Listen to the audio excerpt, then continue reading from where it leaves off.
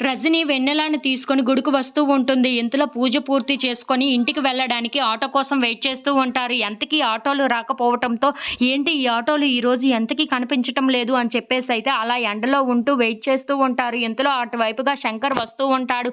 అక్కడ ఉన్న వెన్నెలను వాళ్ళ అమ్మని చూసి ఒక్కసారిగా షాక్ అయిపోయి ఏంటి అమ్మ వాళ్ళు ఇలా ఎండలో ఉన్నారు అని చెప్పేసైతే అనుకుంటూ కారు దిగి మరీ వచ్చి ఏంటమ్మా ఎందుకు ఇక్కడ ఇలా ఉన్నారు అని చెప్పేసైతే అడుగుతూ ఉంటాడు. ఆ మాటలు వినగానే అక్కడ ఉన్న వాళ్ళమ్మ మేము ఆటో కోసం వెయిట్ చేస్తున్నాము అని చెప్పేసైతే అంటూ ఉంటుంది. ఇంతలో అక్కడ ఉన్న శంకర్ సరే పద ఎక్కండి నా కారు నేను ఇంటి దగ్గర దింపేస్తాను అని చెప్పేసైతే అంటూ ఉంటాడు. ఆ మాటలు వినగానే అక్కడ ఉన్న వాళ్ళైతే తన కారునైతే ఎక్కుతూ ఉంటారు. ఇంతలో అక్కడ ఉన్న వెన్నెలని చూసి సీట్ బెల్ట్ పెట్టుకో అని చెప్పేసైతే శంకర్ చెప్తూ ఉంటాడు. ఆ మాటలు వినగానే అక్కడ ఉన్న వెన్నెల సీట్ బెల్ట్ పెట్టుకోవడానికి ఇబ్బంది పడుతూ ఉంటుంది.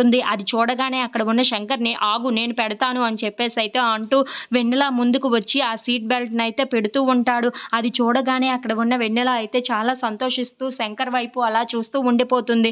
ఇంతలో అక్కడ ఉన్న వెన్నెల వాళ్ళ అమ్మ మాటలు తలుచుకుంటూ శంకర్‌కి తన మీదనే ఎంత ప్రేమ ఉందో చెప్తూ అలా అక్కడ ఉన్న శంకర్‌ని చూస్తూ ఉండిపోతుంది. ఇంతలో అక్కడ ఉన్న రజని వాళ్ళని శంకర్ చూసి ఏంటమ్మా మీరు ఇలా గుడికి వస్తున్నారనే కాస్తైనా నాకు చెప్పాలి కదా! అలా ఎండలో ఎందుకు మీరు అలా ఉండిపోవడం చెప్పండి అని చెప్పేసైతే అంటూ ఉంటాడు.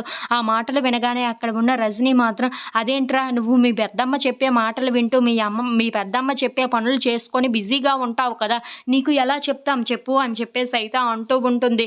ఇంతలో అక్కడ ఉన్న శంకర్ మాత్రం చాలా కోపంగా ఎప్పుడు ఏమైనా మాటలు ఆడితే పెద్దమ్మ విషయం ఎత్తుతారు ఎందుకో అర్థం కాదు నాకు. పెద్దమ్మ పనులు చేస్తే అందులో ఏముంది మీ పనులు కూడా నాకు ముఖ్యమే కదా అని చెప్పేసైతే అంటూ ఉంటాడు. ఆ మాటలు వినగానే అక్కడ ఉన్న వెన్నెల అయితే శంకర్ వైపు అలా చూస్తూ ఉండిపోతుంది.